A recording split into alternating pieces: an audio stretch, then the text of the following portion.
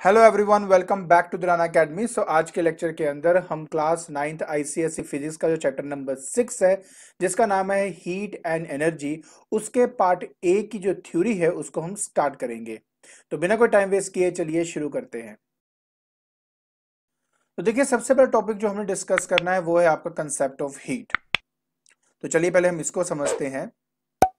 देखिए बेटा, मान लीजिए कि मेरे पास कोई एक सब्सटेंस है और आपको पता है बेटा कि वो जो सब्सटेंस है वो मॉलिक्यूल से बने होते हैं। तो अगर मैं एक सॉलिड की बात करता हूं तो आपको पता है कि सॉलिड के केस के अंदर आपके जो मॉलिक्यूल्स हैं अगर उनको एनर्जी दी जाए तो वो अपने ही मीन पोजीशन पे वाइब्रेट करते हैं। लेकिन अगर मैं बात करता हूं एक फ्लूइड की, तो फ्लूइड के केस में हमें क्या देखने को मिलता है कि जो मॉलिक्यूल्स होते हैं वो आपके मूव करते हैं randomly in all of the direction. अब हर एक मॉलिक्यूल के अंदर ना दो टाइप की एनर्जी होती है। एक होती है due to its motion, due to its motion, और उस एनर्जी का नाम है आपका काइनेटिक एनर्जी। और दूसरी जो एनर्जी है वो होती है due to force of interaction, due to force of interaction with other molecules. And वो जो एनर्जी इसके अंदर होती है that is basically your potential energy. So कहने का मतलब क्या हुआ कि किसी भी मॉलिक्यूल के अंदर दो तरह की एनर्जी होती है। सो उसकी जो टोटल एनर्जी होगी that will be the sum of these two, that is kinetic energy plus potential energy। बेटा ये जो एनर्जी है ना इसको कहा जाता है आपका इंटरनल एनर्जी। ठीक है आपका इंटरनल एनर्जी है। अब थोड़ा ध्यान से समझना, अभी हमने जो बात करी है वो सिर्फ एक मॉलिक्यूल की करी है। अब इसमें एक मॉलिक्यूल तो होता नहीं है, इसमें बहुत सारे मॉलिक्यूल्स होते हैं। तो उन सभी मॉलिक्यूल्स की जो टोटल एनर्जी है, मतलब हम बात कर रहे हैं टोटल इंटरनल एनर्जी की, तो ये टोटल इंटरनल एनर्जी जो होती है इसको कहा जाता है थर्मल एनर्जी। क्या कहा जाता है इसको? Thermal energy. पहले तो आप प्लीज इस बात को ध्यान से समझो। अब जिस पर्टिकुलर बॉडी की थर्मल एनर्जी ज्यादा होगी हम उस बॉडी को कह देते हैं कि वो हॉट बॉडी है, और जिसकी थर्मल एनर्जी कम होगी वो हमारे लिए कोल्ड बॉडी है। लेकिन एक बात याद रखना बेटा कि जो हम किसी बॉडी को हॉट बॉडी या कोल्ड बॉडी कहते हैं तो वो रेफरेंस में कहते हैं। जैसे कि अगर मान लीजिए मैं आपसे ये कहूं कि ये जो बॉडी है ये हॉट बॉडी है, तो इसका मतलब हुआ इसकी जो थर्मल एनर्जी है वो ज़्यादा है। और अगर मैं कहता हूं कि इसमें ये कोल्ड बॉडी है तो इसकी थर्मल एनर्जी जो है वो कम है। लेकिन अगर मान लो मैं इससे भी एक ठंडी जो है वो एक बॉडी ले आता हूं, मतलब और इससे भी ज़्यादा कोल्ड बॉडी अगर मैं ले आता हूं, तो इसके विद रिस्पेक्ट टू इसकी थर्मल एनर्जी क्या होगी? कम होगी। तो अगर मैं इन दोनों को कंपेयर करूं तो फिर मैं इसको कहूंगा हॉट बॉडी और इसको कहूंगा कोल्ड बॉडी। तो कहने का मतलब है कि किसी बॉडी को हम हॉट बॉडी या किसी बॉडी को हम कोल्ड बॉडी कहते हैं रेफरेंस के साथ, कि यार उस बॉडी के हिसाब से इस बॉडी के अंदर थर्मल एनर्जी ज्यादा है, तो मतलब ये हॉट बॉडी है और वो आपकी कोल्ड बॉडी है। क्लियर? फिर अगर मान लीजिए कि मैं इनको आपस में कनेक्ट कर देता हूं, तो आपको अच्छी तरह पता है कि कुछ अमाउंट ऑफ जो हीट एनर्जी है या कुछ अमाउंट ऑफ जो एनर्जी है वो आपकी ट्रांसफर होती है from hot body to cold body. और ये तब तक होती है जब तक दोनों की जो थर्मल एनर्जी है वो सेम नहीं हो जाती। सो ये अमाउंट ऑफ एनर्जी आपकी ट्रांसफर होती है from hot body to cold body, उस अमाउंट ऑफ एनर्जी को कहा जाता है आपका हीट एनर्जी, या फिर हम उसको क्या कहते हैं? हीट कहते हैं। तो आपको ये पूरा समझ में आया कि एग्जैक्टली होता क्या है? देखिए, मेरे पास एक सब्सटेंस है, उसमें मॉलिक्यूल है, इसमें दो तरह की energy, kinetic energy and potential energy. Kinetic energy due to motion and potential energy due to force of interaction between the molecules. उन दोनों के सम को इंटरनल एनर्जी कहते हैं। टोटल इंटरनल एनर्जी को थर्मल एनर्जी कहा जाता है। जिसके अंदर थर्मल एनर्जी ज्यादा होती है वो हॉट बॉडी होती है, और जिसमें थर्मल एनर्जी कम होती है वो कोल्ड बॉडी होती है। अगर मैं इन दोनों बॉडीज को आपस में कॉन्टैक्ट में कर दूं तो कुछ अमाउंट ऑफ एनर्जी आपकी ट्रांसफर होती है from hot body to cold body, और वो तब तक होती है जब तक दोनों का जो एनर्जी जो है, मतलब थर्मल एनर्जी जो है वो सेम नहीं हो जाता, दोनों का स्टेट एक जैसा नहीं हो जाता। तो वो अमाउंट ऑफ एनर्जी जो आपकी ट्रांसफर हो रही है from hot body to cold body, actually में उसी को कहा जाता है आपका थर्मल एनर्जी। आई होप आपको ये बात समझ में आ गई होगी। तो चलिए अब हम इसके डेफिनेशन को देख लेते हैं। कहते हैं कि heat is the form of energy, ये आपकी बुक में दिया हुआ बट ये अमाउंट ऑफ एनर्जी ज्यादा बढ़िया रहेगा। So heat is the form of energy that is transfer from between two bodies at two different temperature when kept in contact, जो मैंने अभी आपको यहाँ पे बताया था। देखिए फिर हमारे पास आता है यूनिट ऑफ हीट। अगर मैं इसके SI यूनिट की बात करूं तो बेटा कोई भी फॉर्म हो बट अगर वो एनर्जी है तो उसका SI यूनिट हमेशा जूल ही होता है, और हम उसको J से रिप्रेजेंट करते हैं। CGS के टर्म में अगर मैं बात करूं तो वो आपका अर्ग होता है। ठीक है, 1 जूल आपका 10⁻⁷ अर्ग के बराबर होता है। क्लियर हो गया।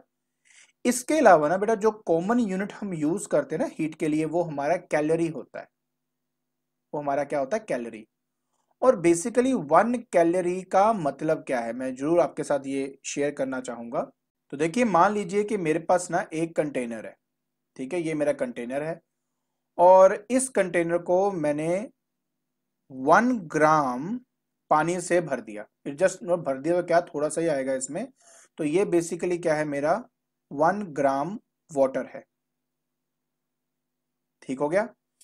अब पता क्या है, मुझे इस 1 ग्राम का ना टेम्परेचर राइज करना है जस्ट बाय 1 डिग्री सेल्सियस। तो जो अमाउंट ऑफ हीट लगती है just to raise the temperature of 1 gram of water just by 1 degree Celsius, उसको हम कहते हैं 1 कैलोरी।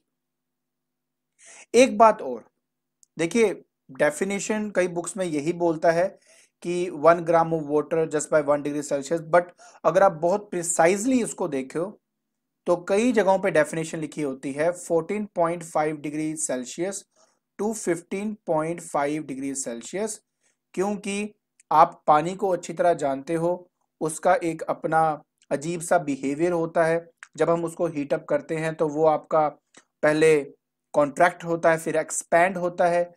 तो ये एक ऐसा स्पेसिफिक टेम्परेचर है जहां पर मुझे हर बार वैल्यू सेम मिलती है। तो जब हम 1 कैलोरी को डिफाइन करना चाहते हैं तब हम कहते हैं amount of heat required to raise the temperature of 1 gram of water from 14.5 degree Celsius to 15.5 degree Celsius, तो उसको 1 कैलोरी कहा जाता है। जहां तक 1 कैलोरी की बात करें तो वो 4.186 जूल के बराबर होता है। मतलब ऑन एन अप्रोक्सीमेटली आप इसको ले सकते हो 4.2 जूल के बराबर। ठीक है, तो ये जो चीज आपको मैंने यहाँ पे बताई ये आपका यूनिट ऑफ हीट है। हाँ, इससे बड़ा भी एक यूनिट होता है, ये 1 कैलोरी है तो CAL लिखूंगा मैं। तो एक होता है बेटा किलो कैलोरी। 1 किलो कैलोरी आप समझ गए होंगे कि 1 ग्राम की जगह पे मैं 1 किलोग्राम ले लूंगा। तो 1 किलोग्राम वाटर का जो बेसिकली टेम्परेचराइज करना है just by 1 degree Celsius, basically कहां से कहां 14.5 से 15.5 तक। तो that much amount of heat को हम 1 किलो कैलोरी कहते हैं। और 1 किलो कैलोरी आपका 1000 कैलोरी के बराबर होता है। ठीक है, तो इस तरीके से बेटा आपके यूनिट्स ऑफ हीट हैं। फिर हमारे पास आता है बेटा कॉन्सेप्ट ऑफ टेम्परेचर। देखिए हमने क्या कहा कि हर एक बॉडी का अपना एक थर्मल स्टेट होता है। वो जो थर्मल स्टेट है वो मेजर किया जाता है टेम्परेचर से। मतलब कि एक बॉडी का जो वो कितने डिग्री उसमें हॉटनेस है और कितनी डिग्री उसमें कोल्डनेस है, वो पता करने के लिए हम टेम्परेचर का इस्तेमाल करते हैं। और दूसरी सबसे बड़ी बात देखिए, मैं ऑब्वियस सी बात है बेटा कि अगर इसका थर्मल जो स्टेट है वो ज्यादा होगा, थर्मल एनर्जी ज्यादा होगी तो इसका टेम्परेचर ज्यादा होगा। और अगर आपका थर्मल एनर्जी इसमें कम होगी तो इसका टेम्परेचर क्या होगा? कम होगा। अब आप अच्छी तरह एक बात जानते हो कि अगर ऐसी दो बॉडी को आपस में कांटेक्ट में रख दिया जाए तो आपकी amount of heat energy flow करती है फ्रॉम हायर थर्मल एनर्जी से लोअर थर्मल एनर्जी तक। तो मतलब तब तक करते जब तक दोनों का जो एनर्जी जो है वो सेम ना हो जाए, ठीक है ना। तो अगर टेम्परेचर की टर्म्स में बोलूं तो जिसका टेम्परेचर ज्यादा है वहां से हीट निकलेगी और उस बॉडी में जाएगी जहां पे टेम्परेचर जिसका कम है, ठीक है। सो टेम्परेचर हमें क्या बताने में हेल्प करता है, वो एक्चुअली हमें डायरेक्शन भी बताता है। किसका डायरेक्शन बताता है, फ्लो ऑफ हीट को। फ्लो ऑफ हीट की जो डायरेक्शन है वो भी हमें बताता है कि किस बॉडी से किस बॉडी तक जा रहा है आपका, ठीक हो गया। सो कहने का मतलब क्या है, कहने का मतलब यह है कि एक ऐसी क्वांटिटी है जो इंडिकेट करती है thermal state of the body को, मतलब ये बताती है कि उसकी डिग्री ऑफ हॉटनेस कितनी है, कोल्डनेस कितनी है, और साथ ही साथ आपको direction of flow of heat के बारे में बताती है जब हम किसी दो बॉडी एट डिफरेंट टेम्परेचर को आपस में कांटेक्ट में रख लेते हैं। अब इसमें एक बहुत इंपॉर्टेंट नोट भी है बेटा, और नोट ये है, the same temperature does not mean that they have equal amount of heat in them। ये बिल्कुल बात सही है। देखिए मैं आपको एक बड़ा अच्छा एग्जांपल देता हूँ इस चीज का। बेटा सपोज कर लो कि मेरे पास दो मैंने आइडेंटिकल वेसल्स लिए हैं, ठीक है, आइडेंटिकल वेसल लिए हैं। एक में मैंने क्या किया, 1 kg लेड डाल दिया, तो यहाँ पे है 1 kg लेड डाल दिया मैंने, ठीक है। और एक में मैंने क्या किया, 1 kg वाटर ले लिया, 1 kg क्या ले लिया मैंने, वाटर ले लिया। यहां तक तो ठीक है, कोई बड़ी बात नहीं है। अब पता क्या है बेटा, मुझे इसका टेम्परेचर राइज करना है 1 डिग्री सेल्सियस, सिमिलरली इसका भी मुझे 1 डिग्री सेल्सियस ही राइज करना है, तो उसके लिए मैंने हीट प्रोवाइड करी। क्या प्रोवाइड करी, हीट प्रोवाइड करी। तो हमें कैलकुलेशन से ये बात पता चलती है कि अगर लेड के केस में अगर मैं 1 kg लेड लेता हूं और अगर मुझे उसका टेम्परेचर राइज करना है जस्ट बाय 1 डिग्री सेल्सियस, तो उस पर्टिकुलर कंडीशन में 130 जूल ही रिक्वायर्ड होता है। मतलब अगर मैं 130 जूल अमाउंट ऑफ एनर्जी या अमाउंट ऑफ हीट मैं प्रोवाइड करता हूं लेड को, तो उसका 1 डिग्री सेल्सियस टेम्परेचर राइज हो जाता है।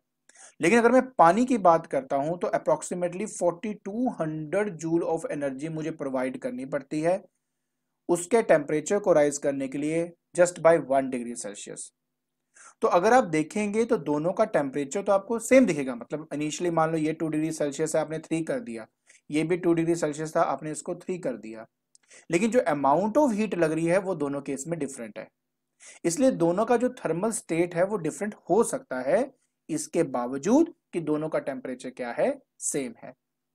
क्लियर हो गया।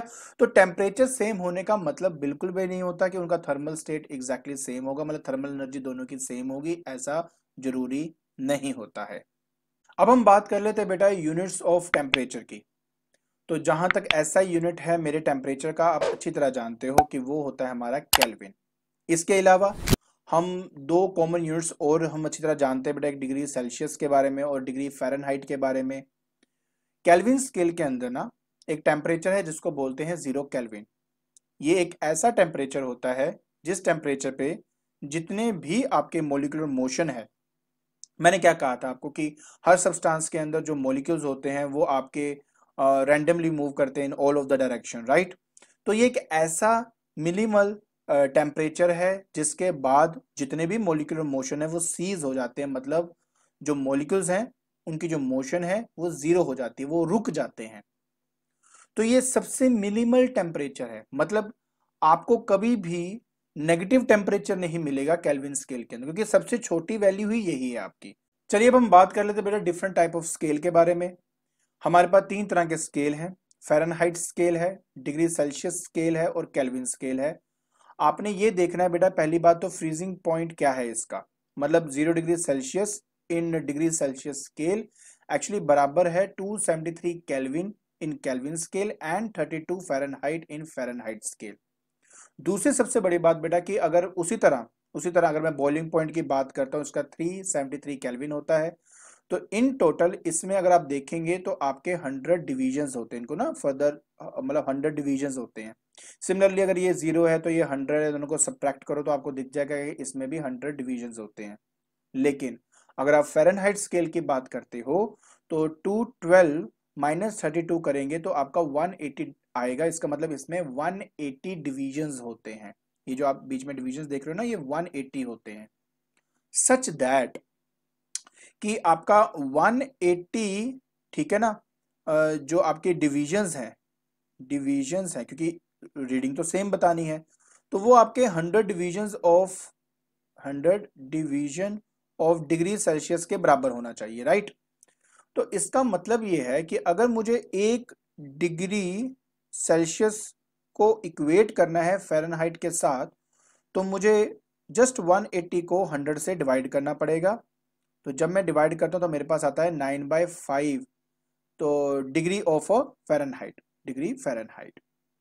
सो 1 डिग्री यहाँ पे लिखा हुआ बेटा, 1 degree on the Celsius scale is 9/5 degree on the Fahrenheit scale. ठीक हो गया, आगे बढ़ते हैं। इसी वजह से अगर मैं डिग्री सेल्सियस और फ़ारेनहाइट स्केल के बीच में अगर रिलेशन देखना चाहता हूं, तो इस रिलेशन से बेटा हम आसानी से उसको फाइंड आउट कर सकते हैं। मतलब ये कि अगर मुझे ये पता हो कि फ़ारेनहाइट की कौन सी वैल्यू है जिसको मुझे डिग्री सेल्सियस में कन्वर्ट करना है, तो जस्ट मैं यहाँ पे सब्स्टिट्यूट करके अपना डिग्री सेल्सियस में उसका आंसर निकाल लूंगा। तो मैं उल्टा भी कह सकता हूं कि अगर डिग्री सेल्सियस पता हो तो मैं फ़ारेनहाइट उसमें से फाइंड आउट कर सकता हूं। तो ये वो रिलेशन है बेटा जिससे उसको किया जाता है। फिर हमारे पास आता है बेटा difference between heat and temperature. मैं ऑलरेडी बहुत कुछ बता चुका हूं, जल्दी से रीड कर देता हूं कि heat is just a form of energy obtain due to the random motion of the molecules in a substance. मैं आपको यही बताया था। दूसरा, टेम्परेचर की बात करें तो वो thermal state of a body के बारे में बताता है, मतलब वो कितना हॉट है या कितना कोल्ड है, और साथ ही साथ direction of flow of heat को भी बताता है। हीट का अगर मैं यूनिट देखूं तो जूल है, अगर टेम्परेचर का देखूं बेटा तो केल्विन होता है। ये amount of heat contain in a body depends on the mass, temperature as well as material of the body. ठीक है, इसमें क्या देखते हैं बेटा, जब टेम्परेचर की बात करते हैं ना, तो ये एक्चुअली में डिपेंड करता है, मेरे देखो जितने भी मॉलिक्यूल्स हैं रैंडम मोशन के अंदर है, उनकी अपनी काइनेटिक एनर्जी होगी। अगर मैं उन सबका एवरेज निकाल लूँ ना, तो वो एक्चुअली मुझे टेम्परेचर ऑफ अ बॉडी के बारे में बताएगा। So the average kinetic energy of its molecules जो है वो हमारा टेम्परेचर होता है। इसके बाद two bodies having same quantity of heat may differ in their temperature. ठीक है, और आपको पता है बेटा कि जो टेम्परेचर होता है वो मेजर किया जाता है बेटा थर्मोमीटर से, लेकिन हीट जो है वो मेजर किया जाता है कैलोरीमीटर से। हाँ, तो मैं 5th पॉइंट की बात कर रहा था, two bodies at same temperature may differ in the quantity of heat contain in them. तो ये मैंने आपको बताया था। ठीक है, तो 6th पॉइंट में कहता है कि बेटा when the two bodies are kept in contact the total amount of heat is equal to the sum of the heat of the individual body. दोनों इंडिविजुअल बॉडीज हैं, उनकी हीट आपको पता है, जो उनका टोटल अमाउंट होगा वो आपका नेट अमाउंट ऑफ हीट है। उसी तरह दो बॉडीज हैं, डिफरेंट टेम्परेचर पे हैं, अगर उनको कॉन्टैक्ट में रखा जाए तो जो रिजल्टेंट टेम्परेचर होता है ना बेटा, वो उन दो टेम्परेचर के बीच में कहीं लाई करता है आपका। ठीक है, जैसे मान लो मेरे पास पानी है 50 डिग्री सेल्सियस में, एक है 100 डिग्री सेल्सियस पे, उन दोनों को मिक्स करूंगा तो अब जो टेम्परेचर आएगा वो 75 आएगा, जो कि इन दोनों के बीच में है। 75 मैंने इसलिए ले लिया क्योंकि दोनों मटेरियल सेम है, अगर डिफरेंट मीडियम होते तो एग्जैक्टली बीच में ना होता आपका। ठीक है, ओके जी। उसके बाद बेटा हमारे पास आता है थर्मल एक्सपेंशन। अब हम अच्छी तरह जानते हैं बेटा कि जब हम किसी भी सॉलिड, लिक्विड या गैस किसी को भी अगर हम हीट प्रोवाइड करते हैं तो उनमें एक्सपेंशन होती है। हाँ, ये बात सच है कि पानी एक ऐसी चीज है, और ऐसी एक दो और एग्जांपल हैं बेटा, कि अगर मैं उसके टेम्परेचर को राइज करता हूं तो वो एक्सपैंड नहीं करते, पहले वो कॉन्ट्रैक्ट करते हैं, उसके बाद वो आपके एक्सपैंड करते हैं। उसके बारे में मैं आपको अपने नेक्स्ट आर्टिकल में बताने ही वाला हूं। ठीक है, तो पहले हम इसकी बात कर लेते हैं। So the expansion of a substance on heating, इसको कहते हैं thermal expansion of that substance. तो वो क्या करता है, एक्सपैंड करता है। अब बेटा देखो, ये 3 डिफरेंट डायरेक्शन में एक्सपैंड कर सकता है। हो सकता है सिर्फ लेंथ ही आपका एक्सपैंड हो रहा हो, तो इसलिए उसको फिर हम कहेंगे लीनियर एक्सपेंशन। हो सकता है कि एरिया वाइज एक्सपैंड हो रहा हो, मतलब पहले ये था, फिर जब मैंने इसको हीट किया तो ये थोड़ा सा ऐसे, मतलब सभी साइड से एक्सपैंड हो गया, तो दैट इज सुपरफिशियल एक्सपेंशन। और अगर मैं बात करता हूँ वॉल्यूम की, तो वो उसमें 3 डायमेंशन होते हैं बेटा, वो उसमें लेंथ भी एक्सपैंड करेगा, ब्रेड्थ भी एक्सपैंड करेगा, हाइट भी एक्सपैंड करेगा। तो उस तरह के एक्सपेंशन को क्यूबिकल एक्सपेंशन कहा जाता है। ठीक है, अब लिक्विड और गैस की कोई डेफिनेट शेप ना होने की वजह से वो हमेशा वॉल्यूम एक्सपेंशन या क्यूबिकल एक्सपेंशन करता है। एक बात सच है कि अगर मैं बात करता हूं सॉलिड, लिक्विड एंड गैसेस में, तो लिक्विड ज्यादा एक्सपैंड करते हैं सॉलिड से एंड गैसेस उससे भी ज्यादा एक्सपैंड करते हैं लिक्विड से। एंड द रीजन आप जानते हो बेटा कि उनके बीच की जो फोर्सेज है वो बहुत कम होती है। जितनी कम फोर्स होगी, अमाउंट ऑफ हीट जो देंगे हम, वो डायरेक्टली उससे काइनेटिक एनर्जी के काम आएगा और वो उसको एक दूसरे से दूर दूर ले जाने में हेल्प करेगा। तो इस वजह से लिक्विड ज्यादा एक्सपैंड करते हैं सॉलिड से और गैस ज्यादा एक्सपैंड करती है लिक्विड से। ठीक है, फिर हमारे पास आता है एनोमलस एक्सपेंशन ऑफ वाटर। देखिए अभी तक हमने ये पढ़ा है कि एक्चुअली में जब किसी बॉडी को या कहा मतलब किसी भी सब्सटेंस को अगर हम हीट प्रोवाइड करते हैं तो वो एक्सपैंड करता है। एक्चुअली पानी में बिल्कुल उल्टा होता है। देखिए क्या है कि अगर मैं अपने टेम्परेचर को 0 डिग्री सेल्सियस से 4 डिग्री सेल्सियस में अगर लेके जाता हूं ना, तो लॉजिक बोलता है कि एक्सपैंड करेगा। नहीं, ये क्या करता है, ये आपका कॉन्ट्रैक्ट होता है। कॉन्ट्रैक्ट होने के बाद फिर 4 डिग्री से अगर मैं आगे इस टेम्परेचर को लेके जाऊं तो ये एक्सपैंड होना शुरू करता है। मेरी बात समझ आई आपको? उसी तरह अगर मैं मान लीजिए मेरा पानी है, इनिशियली टेम्परेचर है 10 डिग्री सेल्सियस और 10 डिग्री सेल्सियस से मैं 4 डिग्री सेल्सियस तक लेके आता हूं, तब तो देखिए ये कॉन्ट्रैक्ट करता है। लेकिन 4 डिग्री सेल्सियस से अगर मैं 0 डिग्री सेल्सियस में लेके आऊं तो ये कॉन्ट्रैक्ट करने के बजाय एक्सपैंड करता है। अब देखिए कितनी अजीब बात है, 0 से 4 पे लेके जा रहा हूं तो कॉन्ट्रैक्ट करता है, बट 4 से 0 लेके आऊं तो एक्सपैंड करता है। उल्टा ही काम करता है ये। तो इसी अनयूजुअल एक्सपेंशन ऑफ वाटर को on cooling in the range of 4 degree Celsius to 0 degree Celsius को ही हम एनोमलस एक्सपेंशन ऑफ वाटर कहते हैं। अब ना इसमें दो तीन बातें बेटा आपको याद रखनी है which is very very important. Please थोड़ा समझना है इस बात को। देखिए क्या है, हमने ना क्या किया, ये जो ग्राफ है ना आप देख पा रहे हो, volume of 1 gram of water और दूसरा है बेटा आपका टेम्परेचर इन डिग्री सेल्सियस। तो बड़ा है ना, बड़ा अलग सी चीज हमें देखने को मिलती है कि इनिशियली जब हम टेम्परेचर को राइज करते हैं तो पहले क्या करता है कि इसका जो वॉल्यूम है ना वो डिक्रीज होना शुरू होता है। आप देख सकते हो वॉल्यूम डिक्रीज हो रहा है। एट 4 डिग्री सेल्सियस ये पूरी तरह कॉन्ट्रैक्ट हो चुका होता है। तो सबसे मिनिमल जो वॉल्यूम हमें मिलता है एट 4 डिग्री सेल्सियस और 1 ग्राम वाटर, वो होता है 1 सेंटीमीटर का क्यूब। उसके बाद अगर मैं टेम्परेचर को राइज करता हूं तो ये फिर से धीरे धीरे एक्सपैंड होना शुरू हो जाता है। तो आपको याद ये रखना है कि the volume of water is thus minimum at 4 degree celsius. For 1 gram of water the volume at 4 degree celsius is 1 centimetre का क्यूब। आई होप ये बात समझ में आ गई होगी। उसी तरह बेटा फिर हमने ग्राफ बनाया डेंसिटी और टेम्परेचर के बीच में। अब होता यह है कि जैसे जैसे हम टेम्परेचर को राइज करते हैं वैसे वैसे इसकी डेंसिटी बढ़ती है। मतलब क्या हुआ, मतलब ये हुआ कि वो कॉन्ट्रैक्ट हो रहा है। कॉन्ट्रैक्ट होने से ना डेंसिटी बढ़ती है आपकी। जैसे 4 डिग्री सेल्सियस आपके पास आता है तो उसकी डेंसिटी डिक्रीज होने लग जाती है, मतलब अब वो एक्सपैंड होना शुरू हो गया। तो इसमें मजे की बात यह है कि 4 डिग्री सेल्सियस पे जैसे वहां पे देखा कि हमें मिनिमम क्या मिलता था, वॉल्यूम, तो यहां पे हमें मिलता है मैक्सिमम डेंसिटी। तो जो पानी की मैक्सिमम डेंसिटी है ना वो हमें मिलती है 4 डिग्री सेल्सियस पे और उसकी वैल्यू होती है 1 ग्राम पर सेंटीमीटर का क्यूब।